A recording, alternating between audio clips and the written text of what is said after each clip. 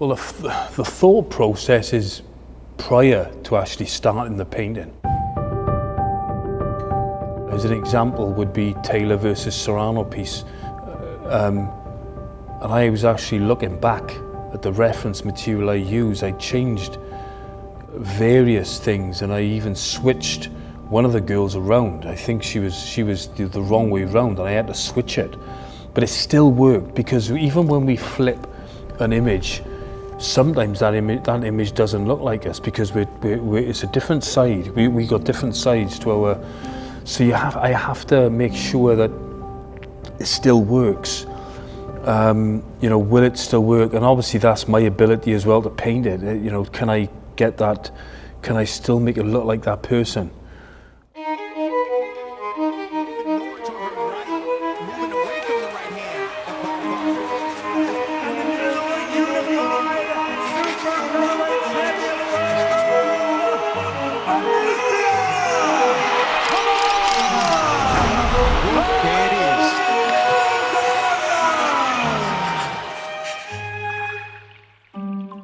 You know, I seen this image of Alycia, and it was just long, and it was the full.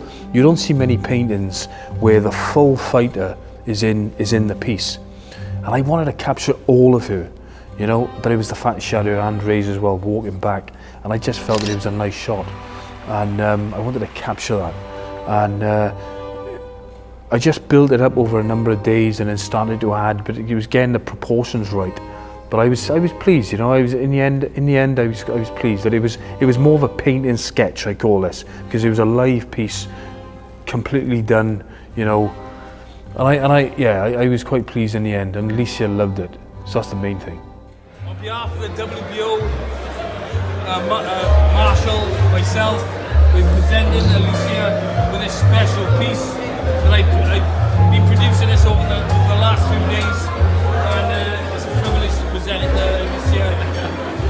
Awesome, yes. I had this talent from, my mum said I was drawing, and I wanted a pen from the age of 4. So I just wanted to capture, it combined perfectly for me, because I, as a 16-year-old, started boxing, and I sort of felt, I didn't have my first fight till I was 18 because I had a heart murmur. But then for me, to combine the two, it was natural. It was natural for me to do that, to be an artist and a fighter, a boxer. I had this talent, so it was like, I was going to art college, so what was I going to paint? I was going to paint my interest, which at the time was boxing.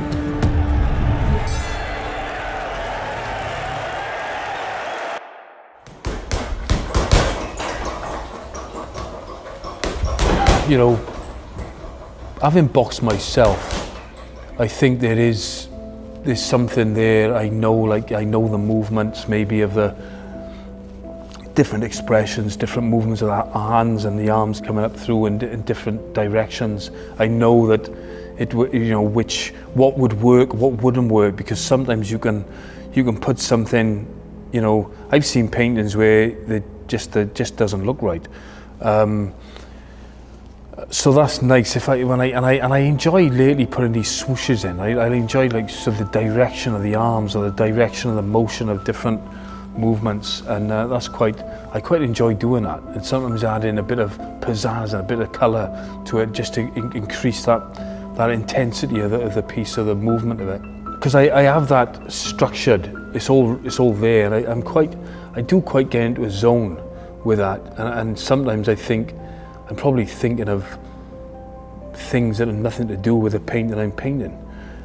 But maybe that's me going into a deep, it's like a subconscious thing of, like, you know, when we drive, and sometimes when we drive and we end up arriving at the destination, we don't even know we got there.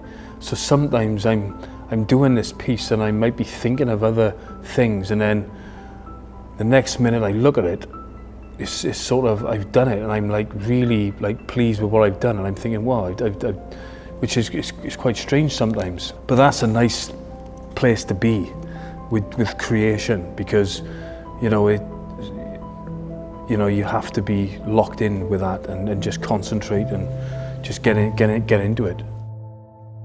Every adversity, every failure brings with it the seed of an equivalent advantage or benefit.